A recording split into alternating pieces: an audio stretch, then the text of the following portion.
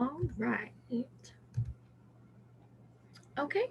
So today, let me take a drink of water. I will be presenting over the article titled Associations Among Childhood Trauma, Adolescent Problem Behaviors, and Adverse Childhood Outcomes in Substance Abusing Women Offenders. This article was written and researched by Grella, Stein, and Greenwell. Okay, so when I was reading the article, I did not identify a specific theoretical basis that they were working from. But when talking about childhood trauma and factors such as those, I do find it helpful to look through a biopsychosocial framework. If we all remember, that includes biological factors, genetics, hereditary things, psychological factors, your own mental health and well being, and social factors. So the things that we experience in our lives, the people we interact with, those things. So when we are talking about substance abuse and early childhood trauma, incarceration, things like that, those will all include all three of those factors. So we'll see that come up a lot in this presentation about the article. And while this isn't a theory, something that they very much work from is a trauma informed approach. So I chose to just include adverse childhood experiences, ACEs. Some of us are familiar with the research surrounding ACEs and how early childhood experiences have a major effect on our mental health, emotional well being, physical health, all of those things that also really connect with the biopsychosocial model as well. So we'll see those factors come up a lot in this presentation. Okay, so the primary question slash hypothesis of this article was substance abusing women offenders who were exposed to childhood traumatic events will exhibit higher rates of adolescent conduct problems and substance abuse. Additionally, both childhood trauma exposure and adolescent problems would be related to later adult adverse outcomes.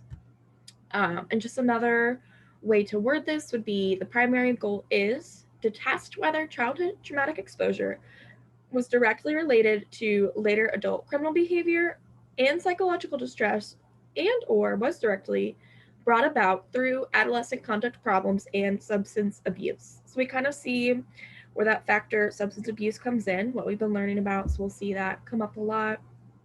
Um, and while this sounds like a topic that a lot of people have done research over, trauma affects us later in life, basic. There's going to be a few factors in this that kind of make it a little bit different. So we'll talk about that on the next slide. So some key concepts. A main focus of the study was to understand what factors influence the likelihood of adverse adult outcomes for women offenders.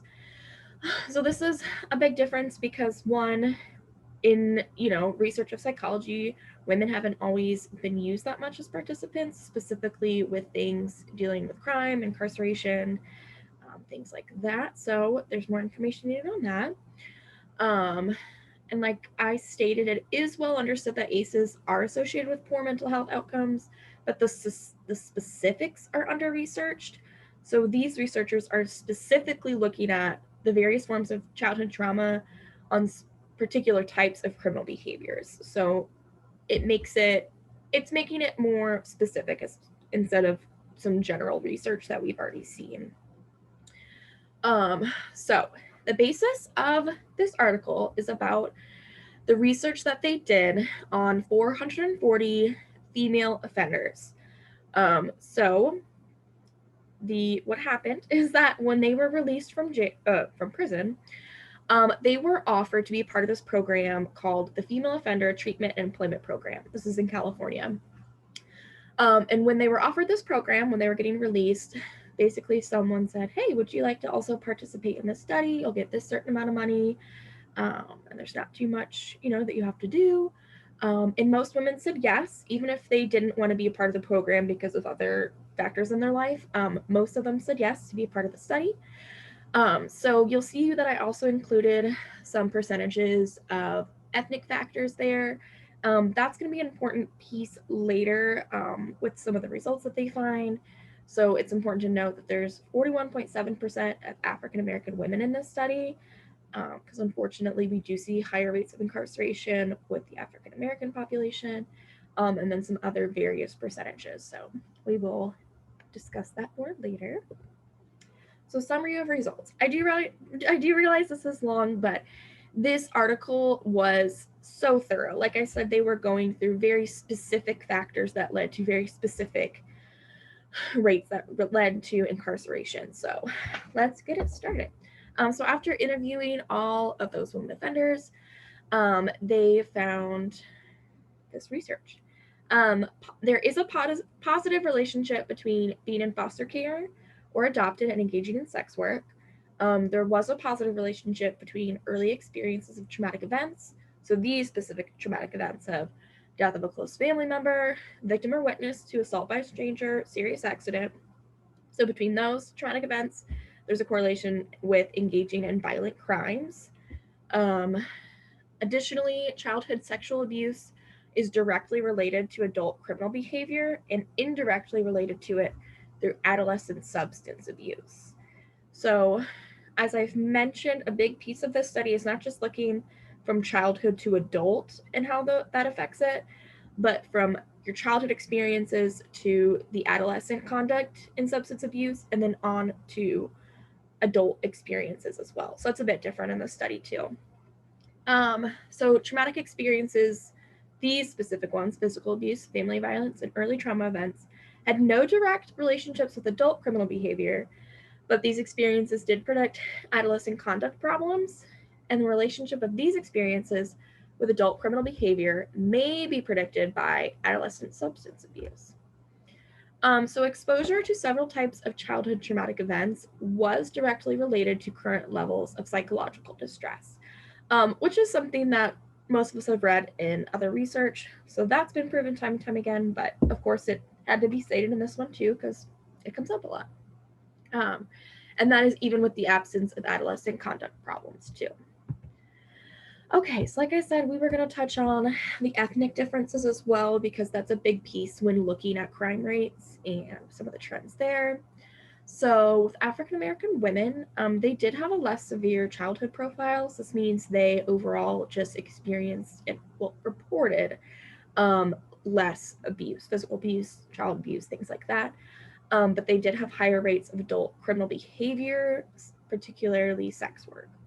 For Hispanic women, there was no significant relationships between the Hispanic ethnicity and types of traumatic events, like the specific ones, they couldn't find a correlation. But there was just a modest association with early traumatic events in general. Um, and they did report a higher rate of adolescent conduct. So, white women, significantly greater rates of childhood abuse, physical abuse, and sexual abuse. And they were more likely to report adolescent substance abuse. Um, but white ethnicity was associated with less adult criminal behavior. So I will talk about this more in the next steps and takeaways, but to me, this is an odd comparison. We see that African American women reported less abuse, higher crime rates, and white women reported higher rates of abuse and less adult criminal behavior. I think there's a lot of factors here that can be explored as far as support systems, community-based, prevention, things like that. So we'll talk about that a little bit more. Another main difference too is African American women, adolescent conduct problems were not a defining factor for them having adult conduct problems later on, but it was for white and Hispanic women. Um, Adolescent substance abuse was a defining factor for adult women participating in adult conduct issues, but it was not for white and Hispanic women. So again, there's some very big ethnic differences that could definitely be explored in later research. So key takeaways and next steps. Overall, the survey did highlight that there's a considerable policy significance surrounding this right now, just based off of the rapid rates of incarceration of women based on specifically drug offenses. So this is very applicable to what's going on right now. Um, and just next steps as far as, early intervention for female adolescents, if we're seeing a correlation of, you know, adolescent substance abuse and conduct issues leading to adult offenses. Um, it's best to be proactive, while also taking into account the different pathways to criminal behavior. So, like I said, we saw a lot of differences in ethnicities. So, how certain communities approach this issue could be tailored differently to their population.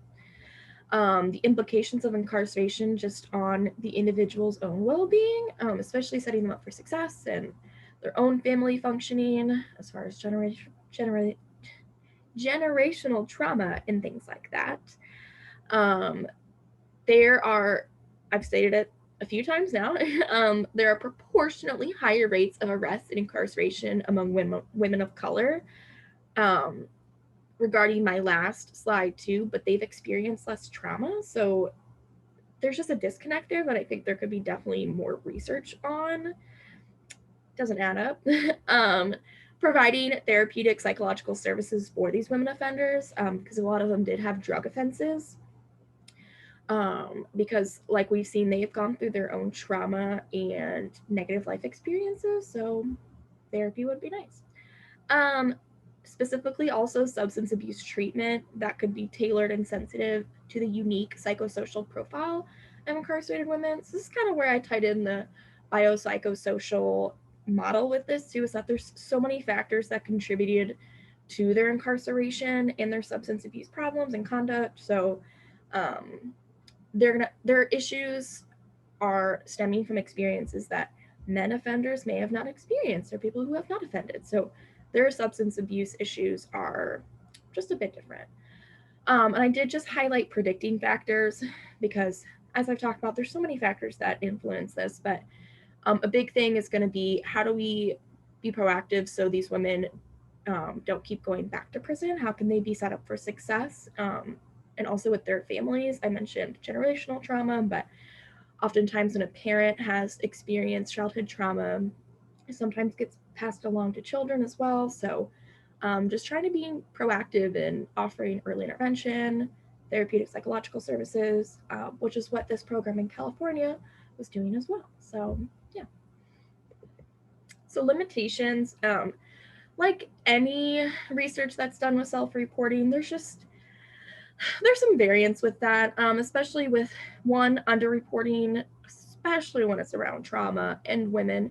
They don't always want to talk about or explain the things that they've been through, because it's uncomfortable, and then on the flip side of that, some women who have been um, incarcerated for crimes, they personally may feel better talking about the trauma and experiences they've had, or over reporting it a little bit to kind of explain why they've been incarcerated or done the crimes that they have. So yeah, self-reporting, that's a limitation.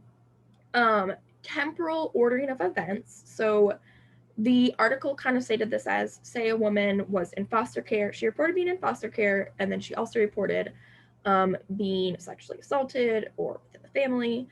They weren't able to necessarily put those things on a timeline, like was that before they were in the foster care system, during, or after. So there's some layering pieces of that with the timeline that were just kind of foggy because they couldn't deliberate that.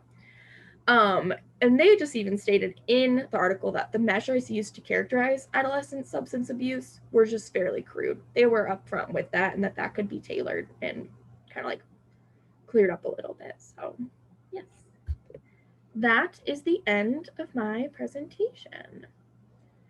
Let me see if I can stop recording.